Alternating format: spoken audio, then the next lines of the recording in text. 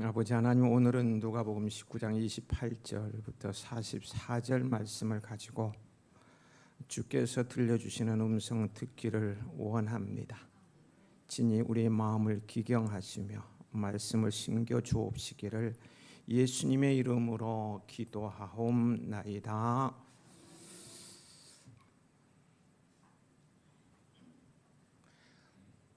오늘 예배에 참여한 여러분 모두에게 하나님의 사랑의 마음이 느껴지시길 축복합니다. 저희 교회는 주일 예배와 수요 예배 시에 강해 설교를 합니다만, 이 강해 설교의 아쉬움은 어떤 특별한 주제를 다루는데 한계가 있다는 것이죠. 그래서 오늘은 맘먹고 본문과 거리가 있는 말씀이기도 하고 아닐 수도 있는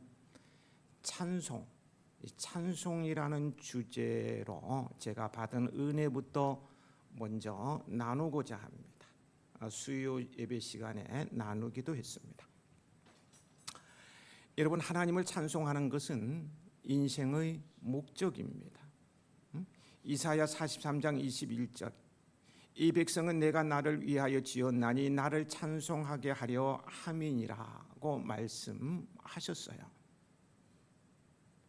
이 말씀은 인생의 목적이 하나님을 찬양하는 것임을 말해주고 있습니다. 또한 이 찬양은 하나님께서 우리들에게 대한 소원이기도 합니다. 하나님의 소원이 우리의 찬양을 받으시기를 원하신다는 거예요. 우리를 어느 길로 형통의 길이든 고난의 길이든 어떻게 사망의 음침한 골짜기로 질병 가운데로 인도하시든지 하나님께서는 우리가 찬양하기 원하십니다. 그런데 막상 제 자신을 이렇게 돌아보면 하나님께서 원하시는 찬송의 삶을 온전히 살지 못했음을 깨닫게 되어요. 고통을 당하면 그 가운데서도 찬송하는 것이 아니라 울고 있어요. 너무 힘들고 아프다고 웁니다. 원망을 합니다. 더 나아가 증오를 하고 있는 제 자신을 발견하기도 합니다. 물론 항상 그런 것은 아니지만 말입니다. 여러분은 어떠신가요? 여러분도 저랑 비스무르하신가요? 반면에 형통한 날에는 교만해집니다. 잘난 척합니다. 더 나아가 방탕합니다.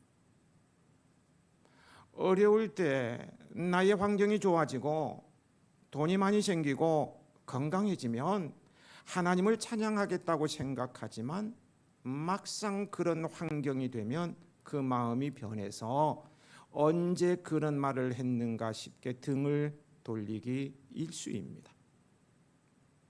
여러분, 고통 중에 하나님을 찬양하지 못하는 사람은요,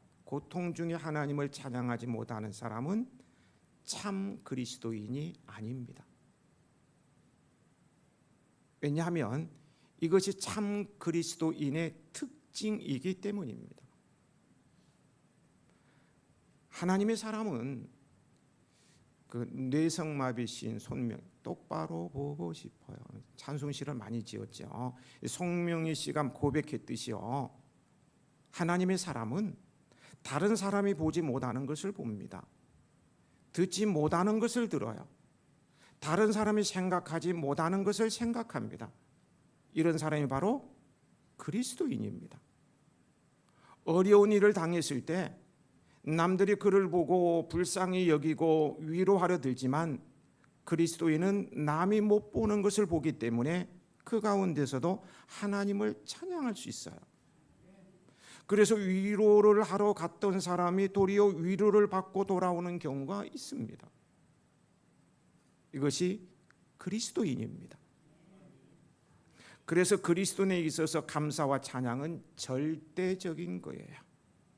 환경과 처지를 초월하는 것입니다.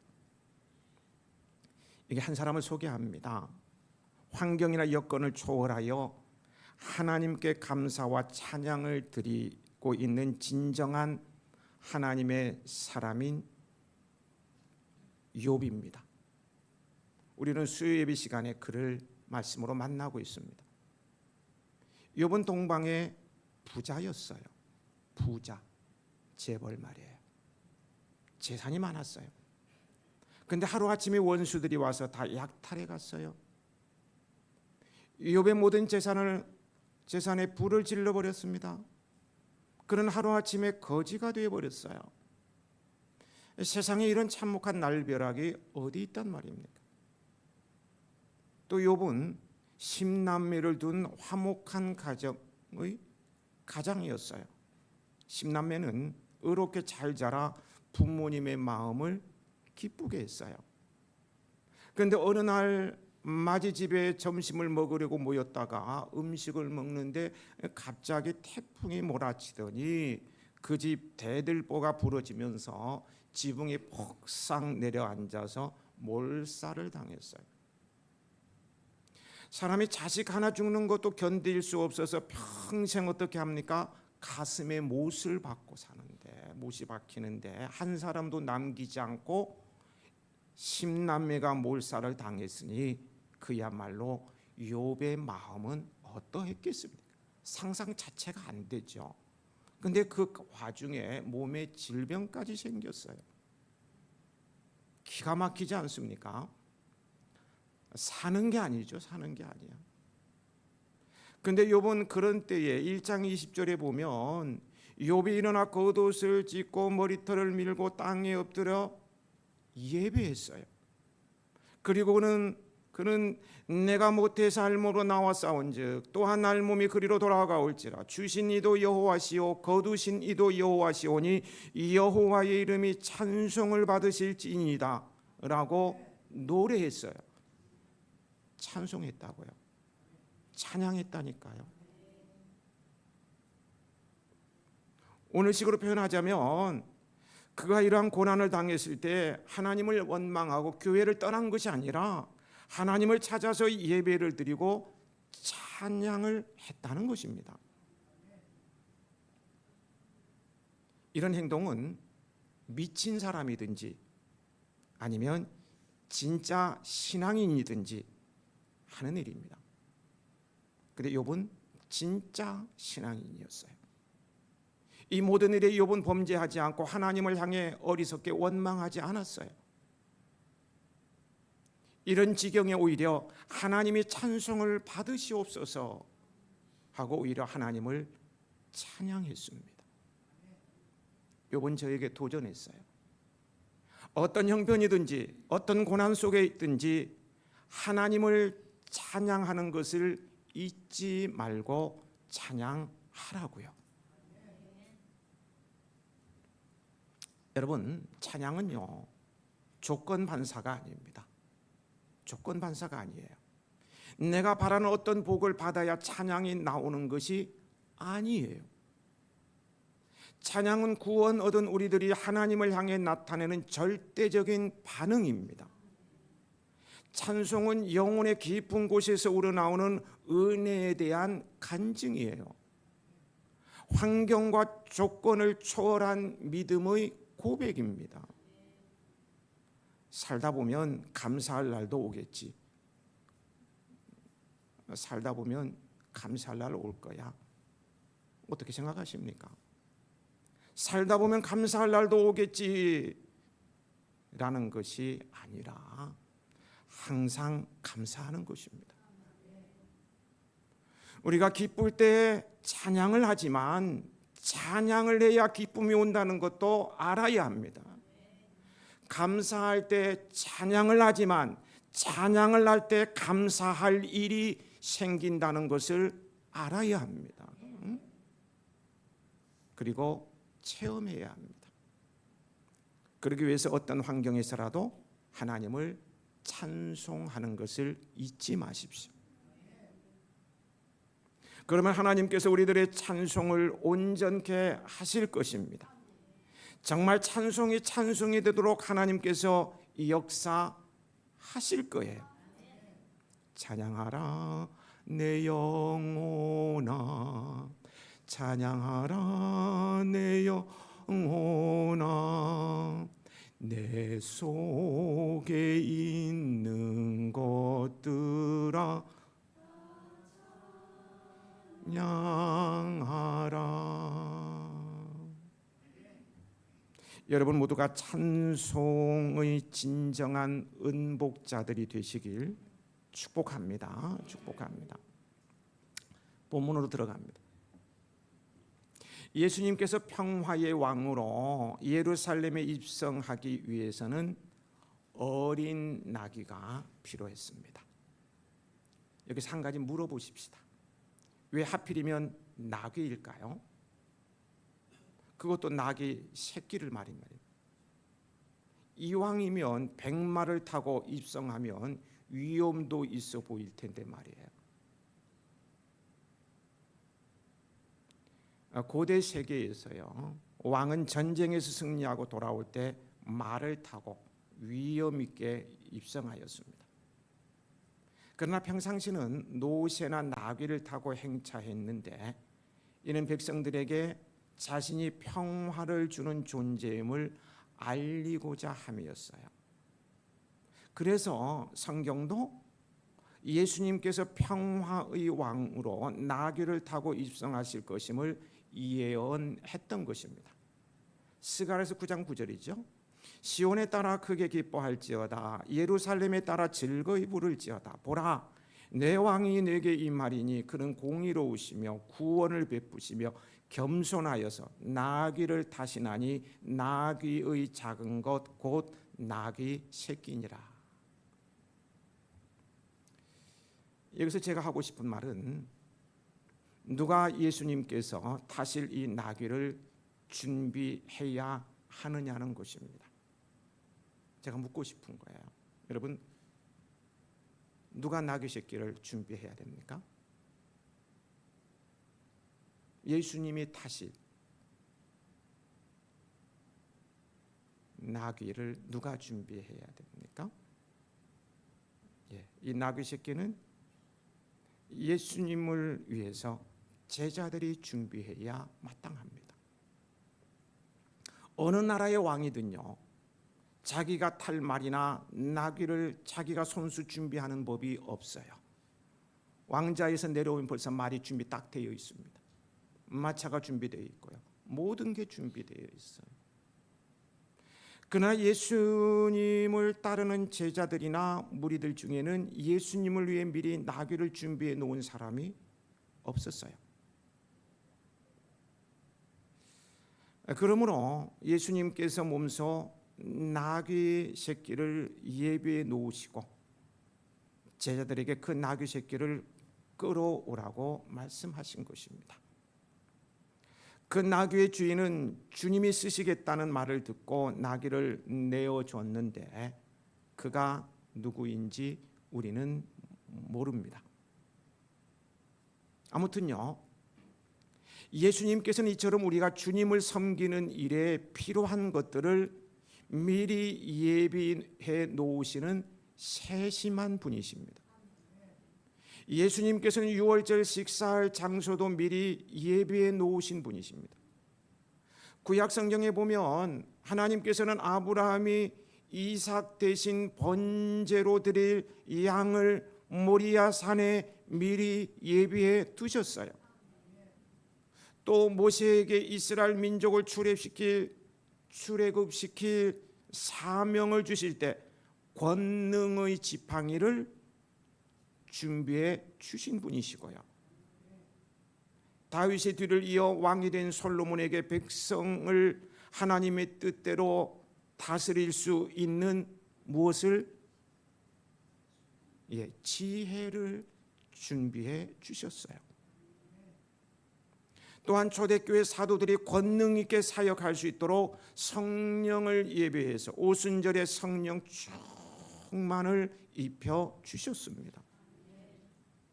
하나님께서는 이렇게 우리가 주님을 섬기는 일에 필요한 것을 미리 예비해 주시는 여호와 이레의 하나님이십니다.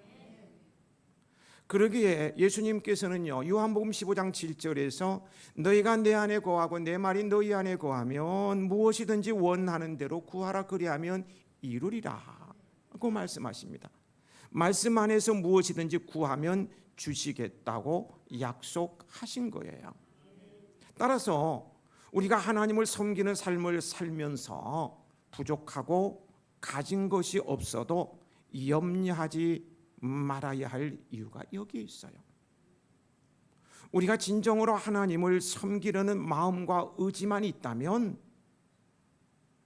하나님께서 은사나 재능이나 지혜나 물질 등 필요한 것을 구하는 대로 주실 것이에요.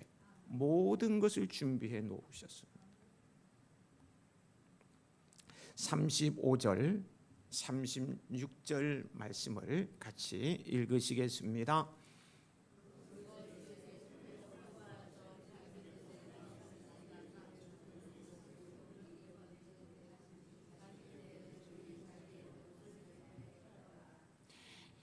제자들은 예수님께서 타고 가실 나귀의 안장이 없는 것을 보고 자기들의 겉옷으로 안장을 만들어 드렸어요.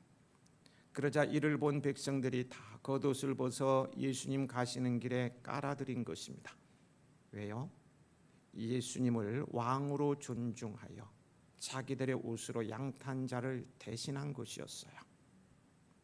오늘 예수님의 제자여 그분의 백성된 우리도 주님을 진심으로 경외하고 높이는 생활을 하여야 하겠습니다. 예수님께서는 우리의 왕이십니다. 왕이세요. 그런데 제자들이 예수님을 높여드리는 이런 행동을 좀 다른 각도에서 비판적으로 삐딱하다 그럴까? 하여튼 비판적으로 다른 각도에서 보면은요, 제자들의 행동은 철부지입니다. 철부지, 철딱선이 없는 짓이에요. 지금 예수님께서 어디로 무엇을 하려고 가십니까? 능력 받으시고 죽으시려고 예루살렘으로 가시는데 그들은 이 사실을 깨닫지 못하고 예수님께 몇 번이고 말씀하셨는데 죽으러 간다고 말씀하셨는데 이 사실을 깨닫지 못하고 모두 신이 났습니다. 신이 왕이 된다. 막 신이 났어요. 그래서 겉옷을 벗고 예수님께서 가시는 길 위에 깔고 찬송하고 춤을 추며 난리가 났어요. 철부지의 모습이 아닌가요? 이 철부지 제자들을 보면서 예수님께서는 어떤 표정을 지으셨을까요? 나는 죽으러 가는데 막 방방 뛰면서 좋아라고 막 날랄랄랄 룰룰랄로 노래 부르. 예수님 어떤 표정이셨을까요? 웃기는 웃어도 웃는 것이 아니었을 거예요. 여기 3살과 5살 박이 남매를 둔 엄마가 말기암 판정을 받고 더 이상 치료받을 수 없다는 사실을 알고는 이제 몇 주 며칠 살지 못하는 판정을 받고는 마지막을 정리하기 위해서 호스피스 병동으로 입원하러 가면서 호스피스 병동 가면 이제 마지막이죠. 이제 입원하러 가면서 두 아이 3살, 5살 박이 아이들을 함께 자가용으로 태우고 갑니다. 그러자 이 아이들이 엄마랑 함께 차를 타고 외출한다고 좋아라 차 안에서 방방 뛰면서 고함 지르면서 노래하면서 난리를 피웁니다. 그때 엄마는 아이들이 좋아서 날뛰는 것을 보면서 적어도요 겉으로는 짜증을 내거나 슬퍼하지 않고 저를 보세요. 미소를 보내었을 거예요. 미소를 떠나보냈어요. 왜냐하면 사랑하는 자녀들이니까. 다시는 못 볼 거니까. 내 몸이 망가지면서 난 자식이니까. 하지만 그 웃음이 웃는 것이 아니에요. 마찬가지로 제자들은 예수님께서 그것도 왕이 될 줄 알고 어린아이들처럼 좋아서 방방 뛰고 막 그러죠. 예수님께서는 십자가를 지셔야 하니 철없는 제자들을 보면서 겉으로는 웃으셨을런지 모르지만 마음으로는 우셨을 것입니다. 언제면 철이 드나? 나이는 이제 40이고 50 바라보고 그런데 언제면 철이 들지? 저런 철부지들에게 생명 구원의 사역을 위임하고 떠나도 되나? 하나님의 나라 복음을 다 말아먹지 않을까? 믿어도 되나 어린 것들? 그게 나중에 실제 울음으로까지 이어졌을 것이라는 생각을 해보게 돼요. 겟세마네 동산에서 마지막 기도하실 때 우셨잖아요. 마지막 우셨어요. 십자가를. 그때 잠이나 자고 있는 제자들을 생각하면서 저 철부지들이 어떻게 앞으로 복음의 사역을 이어갈 수 있을까 생각하니까 더 하나님 앞에서 막 탄식하며 엉엉 우셨을 것입니다. 제자들은 어떡합니까? 저들이 뭘 할 수 있을까요? 여러분, 오늘 나는 신앙의 철부지가 아닌가요?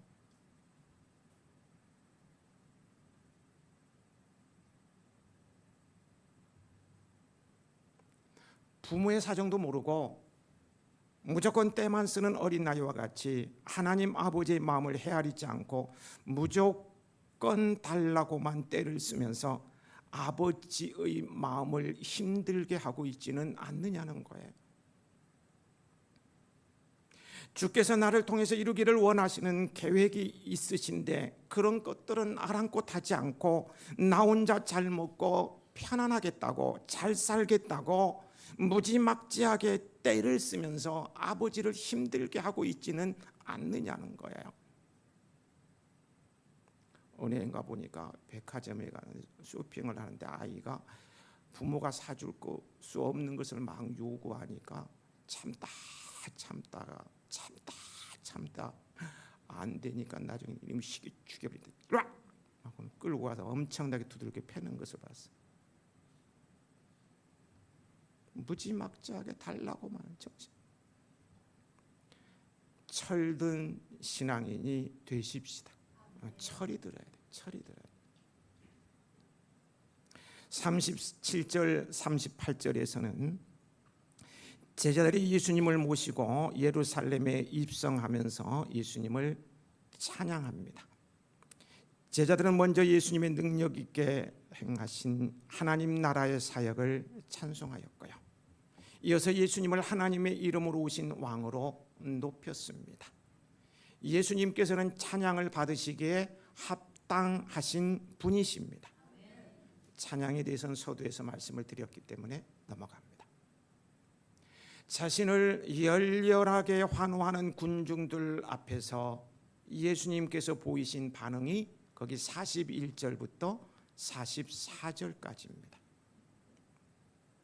예수님께서는 백성들의 환호를 받으시고 막 방방 기뻐지면서 예수님 환영합니다. 우리의 왕이시여 호산나 호산나 환호를 받으시고 기뻐하시거나 그렇게 환호하는 사람들의 손을 잡고 격려하시거나 하지 않으시고요. 오히려 우셨습니다. 우셨어요. 이 울다라는 단어는요. 큰 소리로 울다, 통곡하다는 뜻입니다. 군중들의 모습과는 참 대조적입니다.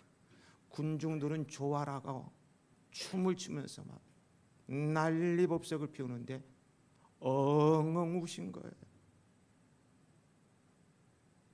분위기 깨려고 우신 건가요?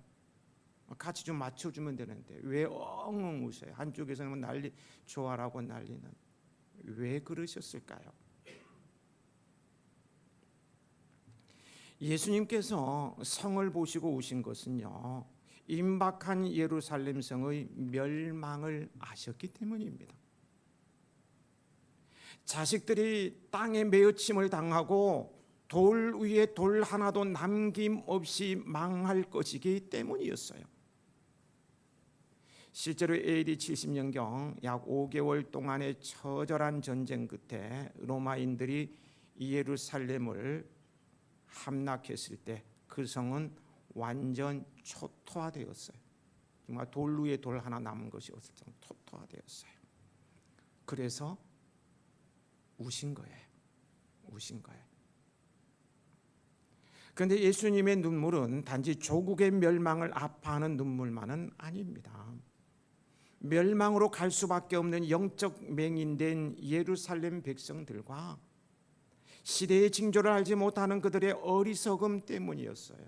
더 안타까워서 오신 거예요. 그래서 눈물을 흘리는 예수님께서는요, 그 예루살렘 성을 향해서 두 가지를 말씀하셨어요. 그게 뭘까요? 두 가지를 말씀하셨어요. 평화에 관한 일을 알았더라면 좋을 뻔하였거니와 지금 내 눈에 숨겨졌도다 하는 42절 말씀과 43절 내가 보살핌 받는 나를 알지 못함을 인함이라 는 말씀입니다. 두 가지 문제를 지적하고 있어요. 첫째는 숨기웠다는 것이고요, 둘째는 때를 알지 못하고 있다는 것입니다. 무엇이 숨기웠다는 것입니까? 평화입니다. 여기 평화에 관한 일이란, 거기 나오죠. 평화에 관한 일이란 하나님과의 관계 회복을 말씀하는 거예요. 예루살렘의 문제는 하나님과의 관계가 파괴된 것입니다. 하나님과의 관계가 파괴됨으로 예루살렘의 멸망이 오게 되었다는 거예요. 멸망은 하나님과의 관계가 파괴되는 것으로부터 시작되는 거 여러분 아세요? 아담과 하와 에덴 동산을 보세요. 아담과 하와가 하나님과의 관계가 파괴되면서요, 그들은 부끄러워졌고 에덴 동산에서 쫓겨났어요. 에덴이 파괴되고 말았습니다. 하나의 이유는 하나님과의 관계가 파괴되니까. 하나님과의 관계가 파괴되면 개인이 망하고 가정이 망하고 나라가 망하고 교회가 망하는 거예요. 흥하는 길은 관계를 잘 유지하는 것입니다. 멸망을 극복하는 길은 하나님과의 관계를 회복하는 것입니다. 예수님께서는 평화의 왕으로 이 땅에 오셨어요. 하나님과의 파괴된 관계 회복을 위해 오신 분이 바로 예수님이셔요. 그런데 그들이 그것을 알지 못하고 있는 것입니다. 예루살렘 백성들 말이에요. 왜 알지 못했습니까? 숨기웠기 때문입니다. 왜 숨기웠습니까? 빛이 세상에 왔지만 사람들은 그들의 행위가 악함으로 빛보다 어둠을 더 사랑했기 때문입니다. 그러므로 그들의 눈에는 예수님이 보이지 않은 거예요. 빛보다 어둠을 더 사랑함으로 빛을 보지 못하는 것입니다. 진리를 보지 못하는 것은요, 다른 것을 보기 때문입니다. 숨기워진 평화에 관한 일을 알아야 합니다. 숨기워진 평화는 곧 예수 그리스도이십니다. 예수님을 보면 평화의 길이 열려요. 예수님을 통해서 파괴된 관계는 다시 회복되는 거예요. 멸망을 극복하는 길은 오직 예수 그리스도이십니다. 우리의 평화는 바로 예수님이십니다. 아멘이 시원치 않네. 예수님이세요. 계속 예수님 반복하네요. 주는 평화, 막힌 모든 담을 허무시는 분은 예수님이십니다. 내가 곧 길이요 진리요 생명이니 나로 말미암지 않고는 아버지께로 올 자가 없느니라. 하나님이 세상을 이처럼 사랑하사 독생자를 주셨으니 이는 그를 믿는 자마다 멸망하지 않고 영생을 얻게 하려 하심이니라. 여러분 꼭 기억하십시오. 세상을 사랑하면 예수님을 볼 수 없어요. 무거운 것과 얽매이기 쉬운 죄를 벗어버리고 믿음의 주 예수님을 바라보아야 합니다. 그분이 평화이시기 때문입니다. 다시 한번 강조하고 싶어요. 하나님과의 관계를 반드시 회복해야 합니다. 우리 인생의 모든 문제는 하나님과의 관계 회복에서 해결될 수 있습니다. 하나님과의 바른 관계 회복이 모든 문제 해결의 길입니다. 은복, 은혜와 복 받는 비결이에요. 근데 관계 회복의 길은 오직 예수님이십니다. 예수님이세요. 죄로 멀어진 인간이 하나님과 가까워지는 길은 중보자 되시는 오직 예수님, 예수 그리스도를 나의 구주로 인정하고 시인하고 마음속에 모시어 드리는 것입니다. 예수님 안에서 죄의 담이 무너질 때 하나님과의 관계를 회복할 수 있습니다. 그리고 예루살렘 백성들이 알지 못하는 것이 있습니다. 두 번째 지적하신 것이죠. 권고의 날을 알지 못하고 있습니다. 하나님의 때, 심판의 때, 구원의 때, 때를 알지 못하고 있다는 거야. 지금이 어느 때인지 모르는 것이 문제입니다. 때를 알아야 합니다. 보라 지금은 은혜 받을 만한 때요, 보라 지금은 구원의 날이로다. 지금이 어느 때입니까?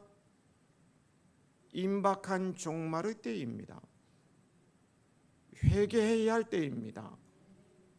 하나님과의 관계를 회복할 때입니다. 잠잘 때가 아니에요. 그렇지 않으면 평화를 주러 오신 예수님께서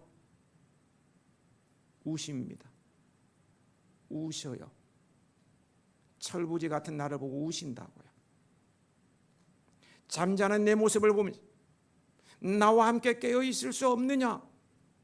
며 왕께서 우신다고요. 늘 깨어 왕이신 주님과 동행하며 항상 기뻐하고 쉬지 말고 기도하고 범사에 감사하시기 바랍니다. 이는 그리스도 예수 안에서 우리를 향하신 하나님의 뜻입니다. 여러분이 가는 길에 주의 은복이 함께 하시길 축복합니다. 아버지 하나님,